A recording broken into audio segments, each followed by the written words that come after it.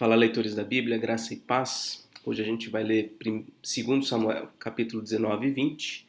Vamos começar a leitura do livro de Provérbios, Provérbios capítulo 1, e vamos também ler 1 Coríntios 12. Vamos orar?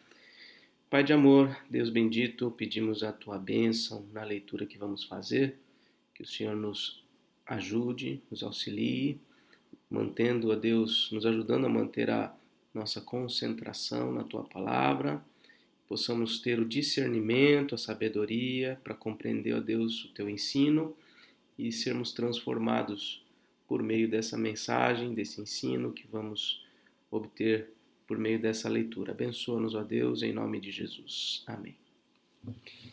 Bom, estamos aqui no capítulo 19, o capítulo 18 terminou com a morte de Absalão e todo aquele lamento por parte de Davi. E Joabe vai repreender Davi. Vamos lá. Disseram a Joabe: eis que o rei anda chorando e se lamentando por Absalão. Assim, a vitória se tornou, naquele mesmo dia, em luto para todo o povo, porque naquele dia o povo tinha ouvido dizer: o rei está de luto por causa de seu filho. Naquele mesmo dia, o povo entrou às escondidas na cidade, como o faz quando foge envergonhado da batalha. O rei tinha coberto o rosto e exclamava em alta voz: meu filho Absalão, meu filho! Absalão, meu filho! Então Joabe entrou na casa do rei e lhe disse: hoje o rei envergonhou a face de todos os seus servos, que hoje mesmo livraram a sua vida, a vida de seus filhos e de suas filhas, e a vida de suas mulheres e de suas concubinas. Você ama os que o odeiam e odeia os que o amam. Hoje dá a entender que os seus comandantes e soldados não têm qualquer valor, porque agora entendo que se Absalão estivesse vivo e todos nós hoje estivéssemos mortos, então você estaria contente. Agora levante-se, saia e diga uma palavra de encorajamento aos seus soldados. Juro pelo Senhor que se não sair, nenhum só homem ficará com você essa noite. E este mal seria maior do que todos que têm vindo sobre você, desde a sua mocidade até agora. Só um instante aqui.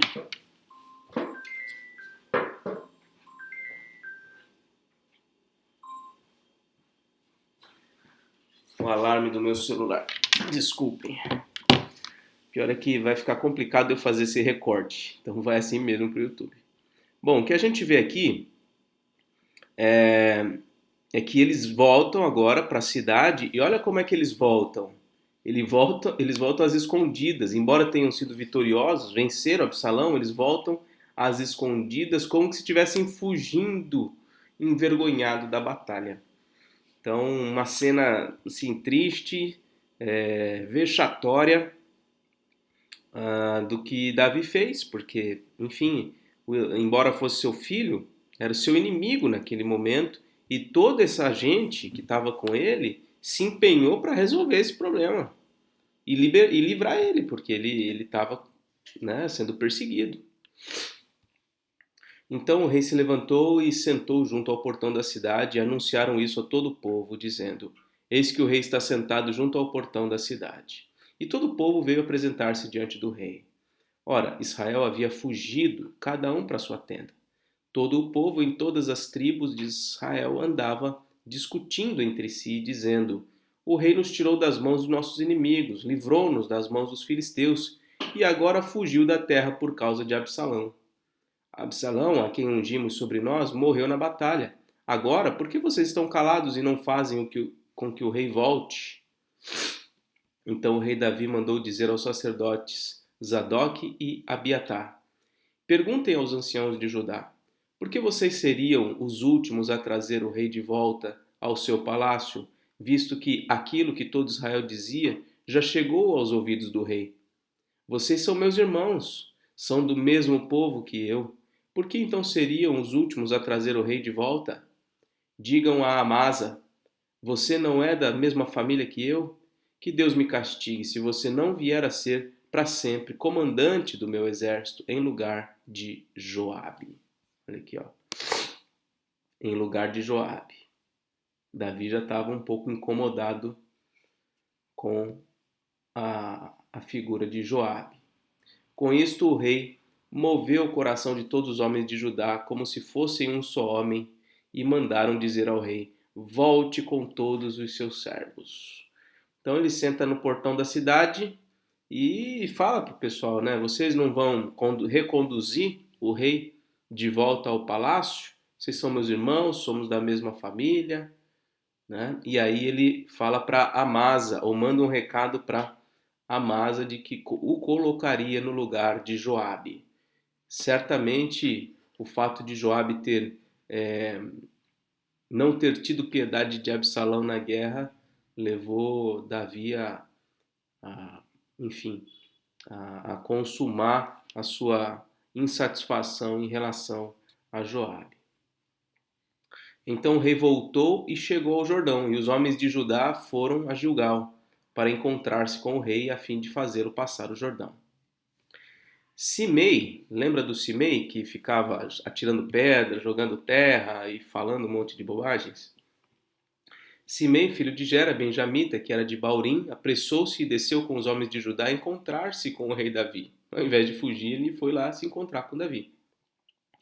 Com ele estavam 1000 homens de Benjamim, bem como Ziba, servo da casa de Saul, acompanhado de seus 15 filhos e seus 20 servos. Entraram no Jordão à vista do rei e o atravessaram, para fazerem passar a casa real e para fazerem o que lhe era agradável. Então Simei, filho de Gera, prostrou-se diante do rei quando este ia passar o Jordão e lhe disse: que o meu senhor, o rei, não me tenha por culpado, nem se lembre do mal que este seu servo cometeu no dia em que o rei, meu senhor, saiu de Jerusalém. Que o rei não guarde isso em seu coração, porque este seu servo sabe que pecou. Por isso, de toda a casa de Judá, de José, sou hoje o primeiro que veio encontrar-se com o rei, meu senhor.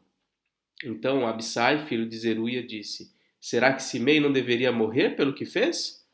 Ele amaldiçoou o ungido do Senhor. Porém Davi disse: que tenho eu a ver com vocês, filho de Zeruia? Querem agora se tornar meus adversários? Morreria alguém hoje em Israel? Será que eu não sei que hoje novamente sou rei sobre Israel? Então o rei disse a Simei: você não será morto. E o rei jurou que seria assim. Então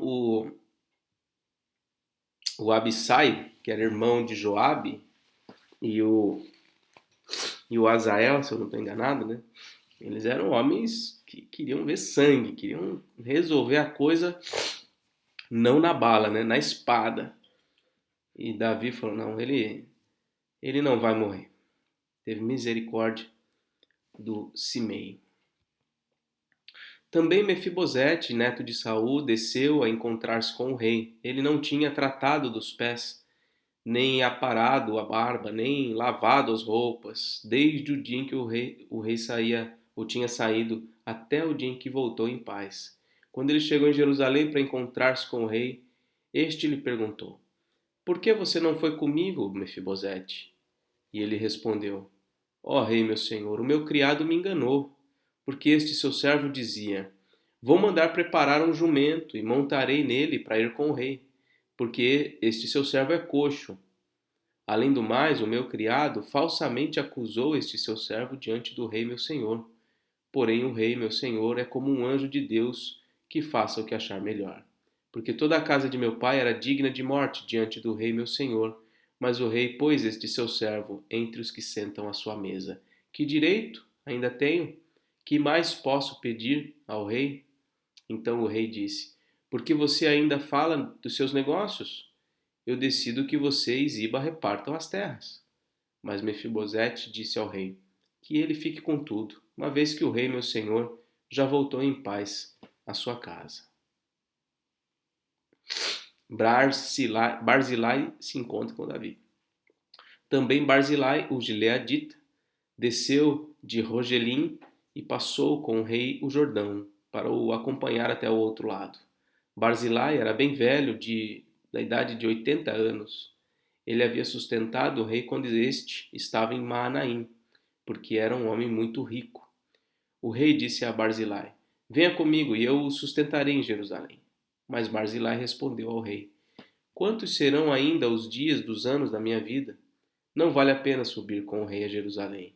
Hoje tenho 80 anos. Poderia eu discernir entre o que é bom e o que é mal? Poderia este seu servo perceber o sabor do que come e do que bebe? Poderia eu ainda ouvir a voz dos cantores e cantoras?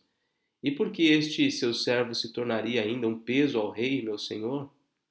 Este seu servo irá com o rei só um pouco além do Jordão, porque o rei iria me retribuir com tal recompensa.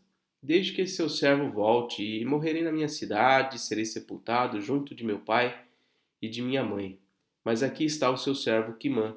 Deixe que ele passe com o rei, meu senhor. Faça por ele o que achar melhor.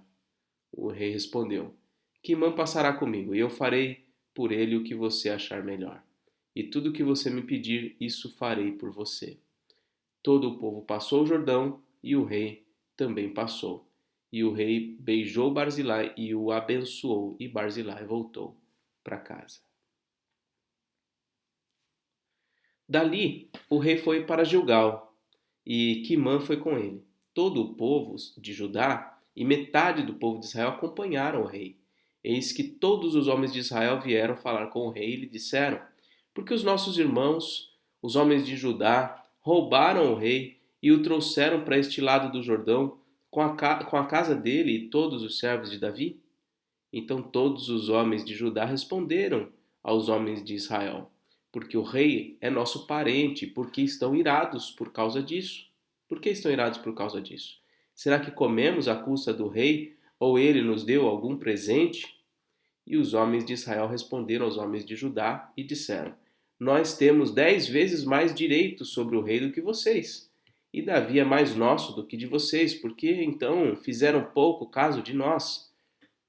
Não fomos nós os primeiros a falar em trazer o nosso rei de volta? Porém, a palavra dos homens de Judá foi mais dura do que as palavras dos homens de Israel. Então, o que a gente está viu nesse capítulo aqui? Davi ele está voltando em direção a Jerusalém. Tem vários encontros nesse percurso. E agora, no final aqui desse capítulo, nós vemos que os homens de Israel e de Judá, eles, de alguma forma, eles estão em conflito por conta do rei, né? Sempre houve algum conflito entre o povo ali de Judá e o resto de Israel. E isso vai culminar na separação dos reinos bem mais adiante. Capítulo 20. Aconteceu que estava ali um homem perverso, cujo nome era Seba, filho de Bicri, homem de Benjamim. Ele tocou a trombeta e disse: Não temos parte em Davi, nem herança no filho de Jessé, cada um para as suas tendas, ó Israel. Então todos os homens de Israel se separaram de Davi e seguiram Seba, filho de Bicri. Mas os homens de Judá se apegaram ao seu rei, conduzindo-o desde o Jordão até Jerusalém. E Davi foi para o seu palácio em Jerusalém. O rei tomou as 10 concubinas que tinha deixado para cuidar do palácio e as pôs em custódia e as sustentou, porém não teve relações com elas. Elas ficaram enclausuradas até o dia em que morreram, vivendo como viúvas. Lembra as mulheres que com quem Absalão fez aquelas coisas à luz do dia, aos olhos de todo o povo? Pois é. Então Davi coloca todas elas, sustenta elas, coloca elas sob custódia, mas não tem nenhuma relação com elas. O rei disse a Amasa: Convoque para dentro de 3 dias os homens de Judá e apresente-se aqui. Amasa saiu para convocar os homens de Judá, mas demorou-se além do tempo que lhe havia sido dado. Então Davi disse a Abissai: Agora Seba, o filho de Bicre, nos fará mais mal do que Absalão. Por isso, pegue os servos de seu senhor e vá atrás dele, para que não ache para si cidades fortificadas e nos escape. Então teve esse homem aqui, o Seba, né, que criou essa situação, tentou reunir Israel em torno dele para se separar os reinos naquele momento, né? Então Davi vai tentar resolver esse problema. Então saíram com ele os soldados de Joabe, a guarda real e todos os valentes. Saíram de Jerusalém para perseguir Seba, filho de Bicre. Quando chegaram à pedra grande que está em Gibeão, Amasa veio ao encontro deles. Joabe usava trajes militares e sobre eles um cinto no qual, presa aos seus lombos, estava uma espada dentro da bainha. Quando Joabe se adiantou, sua espada caiu. Então Joabe disse a Amasa: Você vai bem, meu irmão? E com a mão direita pegou a barba de Amasa para o beijar. Amasa não reparou na espada que estava na mão de Joabe. Assim este o feriu com ela na barriga e lhe derramou por terra os intestinos. Amasa morreu sem que fosse preciso dar um segundo golpe. Então Joabe e seu irmão Abissai perseguiram Seba, filho de Bicre, mas um dos moços de Joabe parou junto ao corpo de Amasa e disse: Quem está do lado de Joabe e é por Davi, siga Joabe. Amasa estava envolto no seu sangue no meio do caminho. Quando o moço viu que todo o povo parava, arrastou Amasa do caminho para o campo e lançou um manto sobre ele, porque ele via que todo aquele que chegava perto dele parava. Depois que o corpo foi afastado do caminho, todos os homens seguiram Joabe para perseguirem Seba, filho de Bicre. Seba passou por todas as tribos de Israel até Abel-Bet-Maaca, e apenas os beritas se juntaram todos e o seguiram. Joabe e os seus homens vieram e cercaram em Abel-Bet-Maaca e levantaram contra a cidade um montão da altura da muralha. E todo o povo que estava com Joabe batia na muralha para a derrubar. Então uma mulher sábia gritou de dentro da cidade: Escutem, escutem, digam a Joabe que venha cá para que eu fale com ele. Quando ele chegou perto, a mulher perguntou: Você é Joabe? Ele respondeu: Eu sou. Ela lhe disse: Ouça as palavras dessa sua serva. Joabe respondeu: Estou ouvindo. Então ela disse: Antigamente se costumava dizer: Peçam conselho na cidade de Abel. E assim as questões eram resolvidas. Eu sou uma das pacíficas e das fiéis em Israel, e você procura destruir uma cidade que é mãe em Israel. Por que você quer devorar a herança do Senhor? Então Joabe respondeu: Longe, longe de mim que eu devore e destrua. A coisa não é assim. Porém, um homem da região montanhosa de Efraim, chamado Seba, filho de Bicre, levantou a mão contra o rei, contra Davi. Entreguem-me só este, e eu vou me retirar da cidade. Então a mulher disse a Joabe: Eis que a cabeça dele será jogada por cima da muralha para você. Então a mulher, na sua sabedoria, foi falar com todo o povo e cortaram a cabeça de Seba, filho de Bicre, e a jogaram para Joabe. Então Joabe tocou a trombeta e eles se retiraram da cidade, cada um para sua casa, e Joabe voltou a Jerusalém para junto do rei. Olha só a história de uma mulher sábia ali daquela cidade, onde Seba, né, tinha chegado e Joabe estava atrás desse homem aí. E ela teve sabedoria. Chamou ele para conversar, falou: Por que você vai destruir toda a cidade? E aí Joabe falou: Não, me deem só a cabeça do Seba aí que eu vou embora.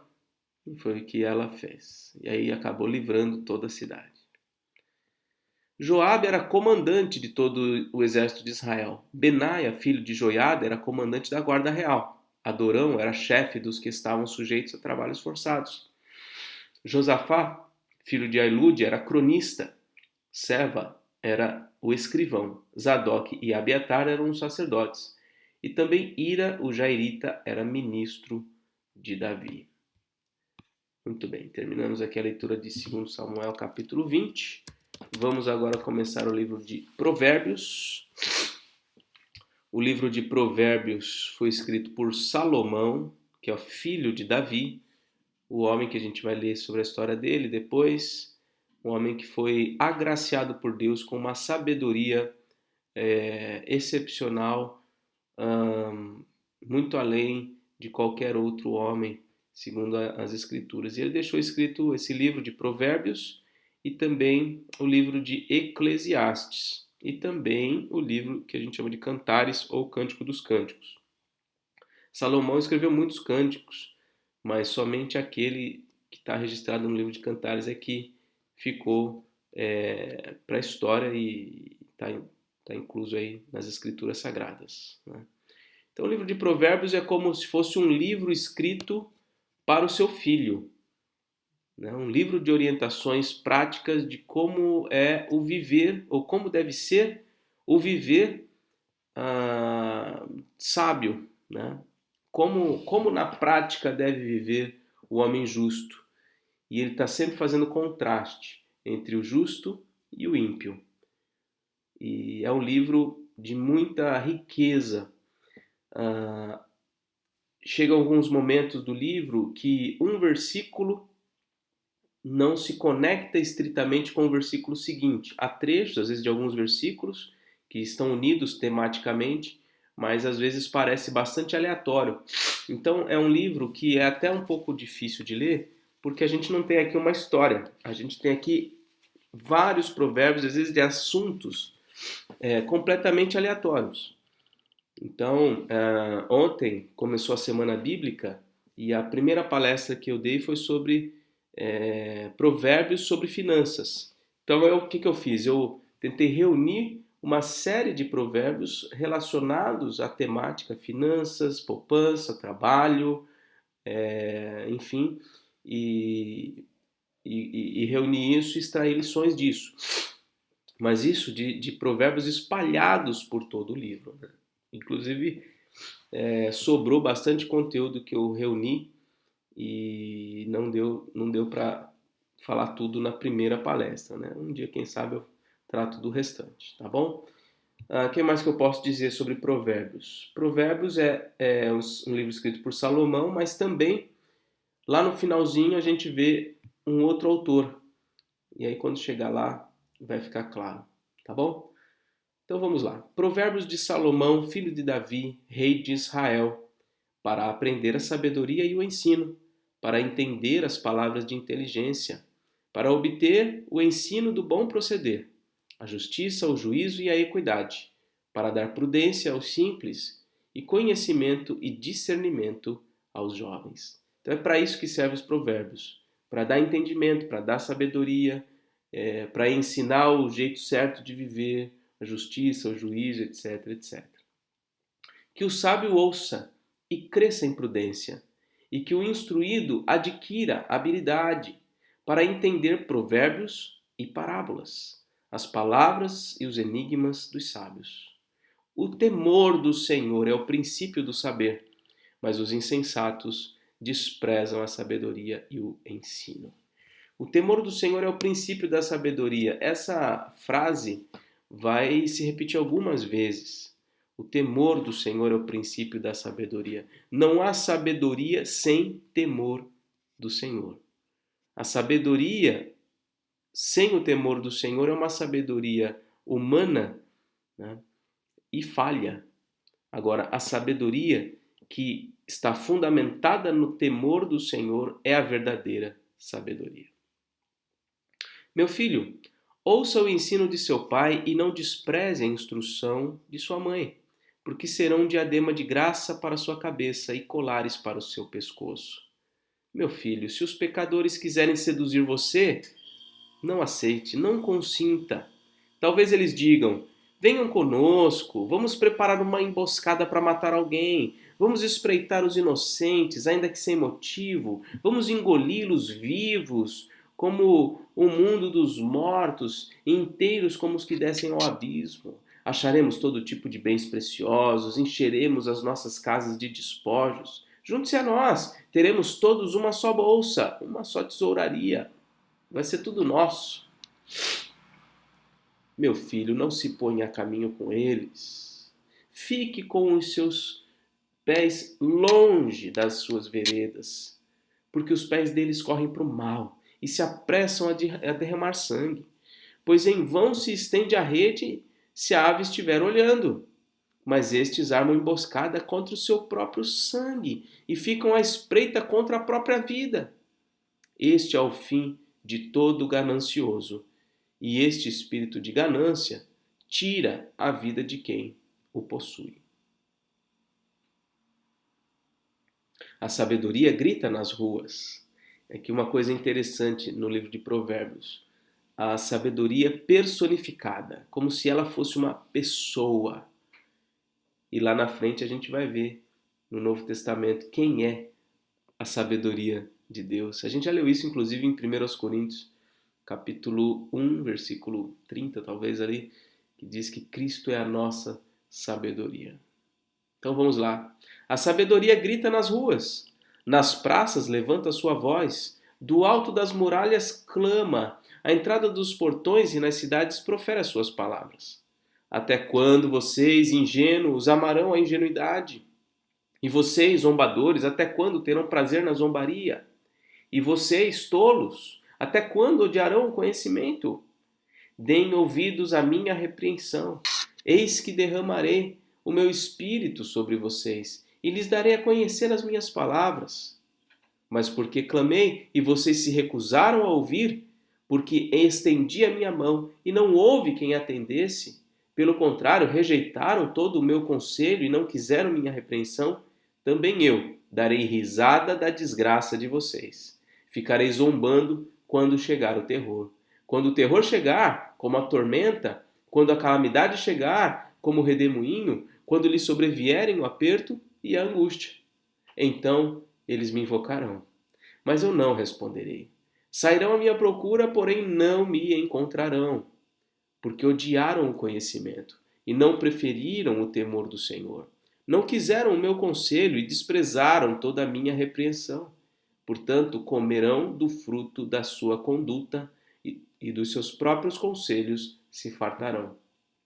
Os ingênuos são mortos, porque se desviam da sabedoria, e todos são destruídos por estarem satisfeitos consigo mesmos. Mas o que me der ouvidos habitará seguro, tranquilo e sem temor do mal. Então está aí a palavra da sabedoria, chamando todos a ouvirem seus conselhos, a buscarem nela o conhecimento. E ela diz, olha, os que me rejeitaram, eu vou rir deles quando eles se lascarem. Há tempo de nos voltarmos à sabedoria divina, há tempo de buscarmos uma reformulação da nossa mente, como a gente leu lá em Romanos capítulo 12, né?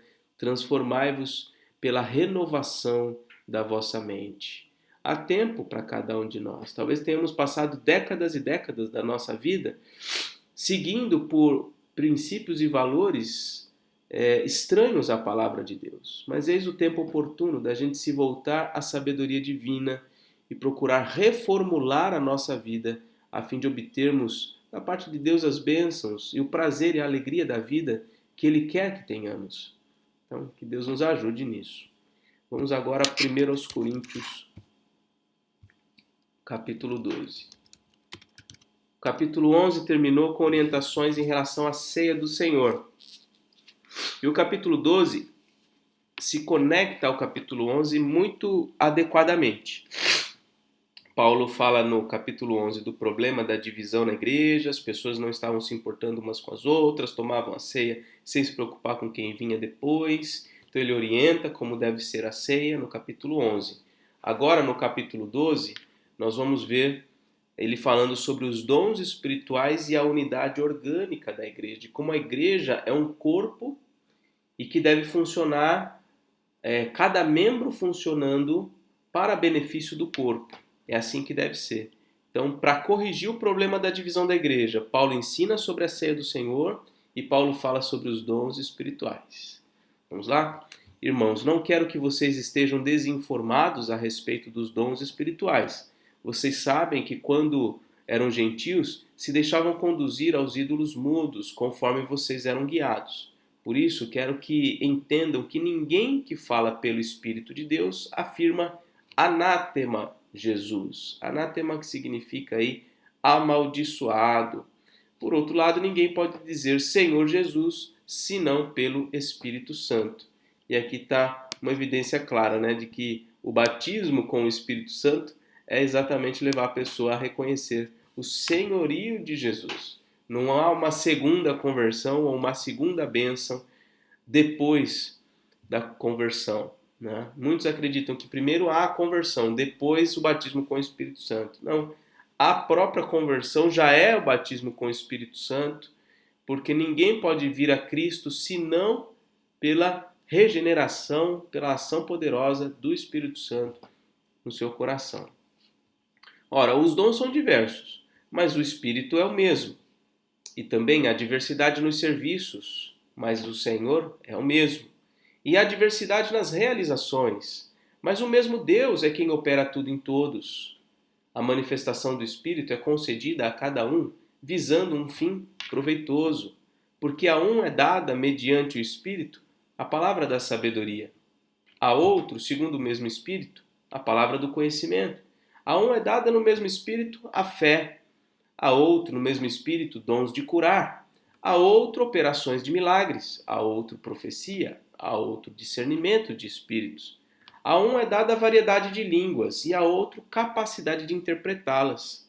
Mas um só e o mesmo Espírito realiza todas essas coisas, distribuindo-as a cada um individualmente como ele quer. Os dons espirituais não estão como que numa estante, como que num mercado à disposição para quem quiser ir lá e utilizar e pegar aquele dom.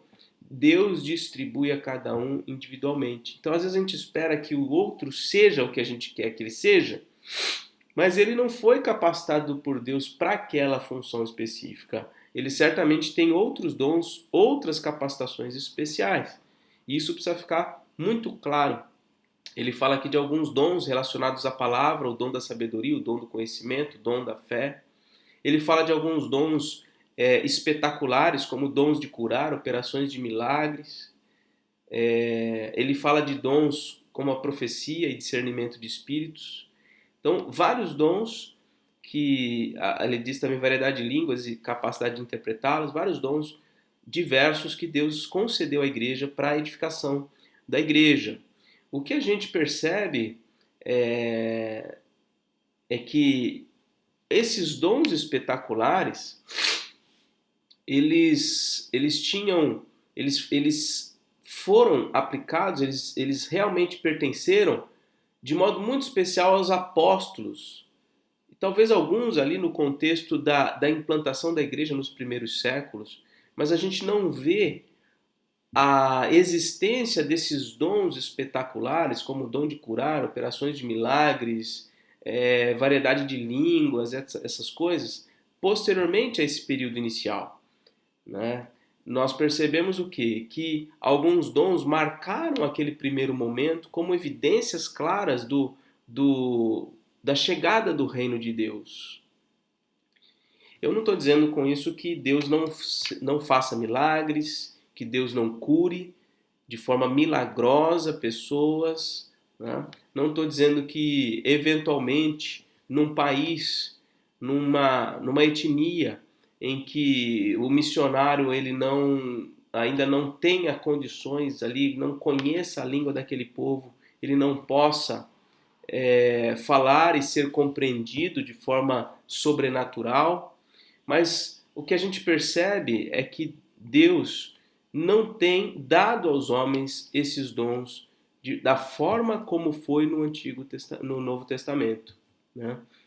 Quando Pedro e João, que tinham esses dons, por exemplo, de milagres, dons de curar, disseram para um paralítico, levante e anda, ele levantou e andou.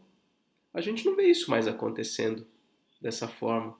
E quando eventualmente acontece, ou quando supostamente acontece, é sempre cercado de dúvidas, de incertezas, de estranhezas. Nunca da forma como a gente via no Novo Testamento. Da mesma forma, essa variedade de línguas, esse dom de falar em línguas, a gente também não vê da forma como foi no Novo Testamento. Como que foi no Novo Testamento? Foram idiomas, foram pessoas que tinham, né, na sua história o conhecimento daquela língua materna e que compreenderam ou podiam compreender o outro falando na sua própria língua materna. Assim foi a expressão do dom de línguas em Atos capítulo 2. Né? E a manifestação do dom de línguas em outras igrejas também sempre relacionado a idiomas diferentes, e não língua dos anjos, não língua cheia de códigos que nem a pessoa entende nem ninguém entende. Isso não é dom de línguas, isso é uma balbúrdia, isso é uma bagunça na igreja, né? Então, e não tem nada a ver com espiritualidade, né? Muita gente se vê pesado em igrejas que dizem que a principal evidência do batismo com o Espírito Santo é o dom de línguas, e as pessoas ficam, sabe, incomodadas com isso. Muita gente fala, mas eu nunca consegui falar. É lógico que não, porque não existe isso, não é bíblico isso. E os que o fazem por imitação, o fazem porque permitiram suas mentes fossem absorvidas por aquela circunstância, eles acham que estão fazendo alguma coisa genuína, estão enganados. Então, mas voltando ao ponto aqui, o fato é, Deus dá dons espirituais, sim. Agora, quais são os que Deus tem manifestado atualmente na vida da igreja? Eu creio que os dons relacionados à palavra são os que funcionam como que colunas na igreja.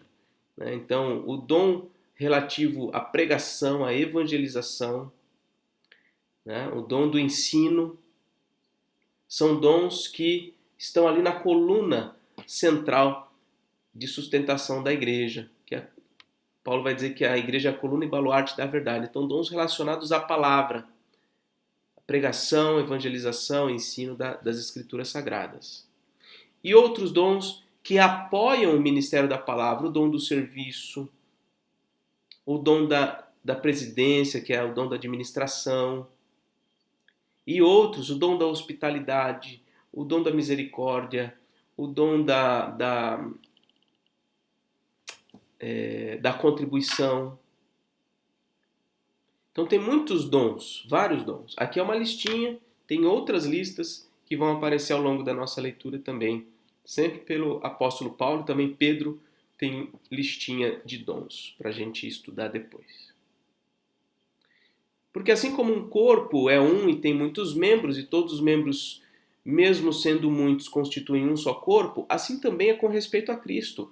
Pois em um só Espírito todos nós fomos batizados, em um só corpo, quer judeus, quer gregos, quer escravos, quer livres, e a todos nós foi dado beber de um só Espírito. Porque também o corpo não é um só membro, mas muitos. Se o pé disser, porque não sou mão, não sou do corpo, nem por isso deixa de ser do corpo. Se o ouvido disser, porque não sou olho, não sou do corpo, nem por isso deixa de ser do corpo. Se todo o corpo fosse olho, onde estaria o ouvido? Se todo ele fosse ouvido, onde estaria o olfato? Mas Deus dispôs os membros colocando-os cada um deles no corpo como ele quis. Se todos, porém, fossem um só membro, onde estaria o corpo? O certo é que há muitos membros, mas um só corpo. Os olhos não podem dizer à mão, não precisamos de você. E a cabeça não pode dizer aos pés, não preciso de vocês. Pelo contrário, os membros do corpo que parecem ser mais fracos são necessários. E os que nos parecem menos dignos no corpo, a estes damos muito maior honra. Também os que em nós não são decorosos, revestimos de especial honra, ao passo que os nossos membros nobres não têm necessidade disso. Contudo, Deus coordenou o corpo, concedendo muito mais honra àquilo que menos tinha, para que não haja divisão. Olha aqui, ó. Problema aqui, ó. Para que não haja divisão no corpo, mas para que os membros cooperem com igual cuidado em favor uns dos outros. Tá vendo? Ele está tratando desse problema da divisão.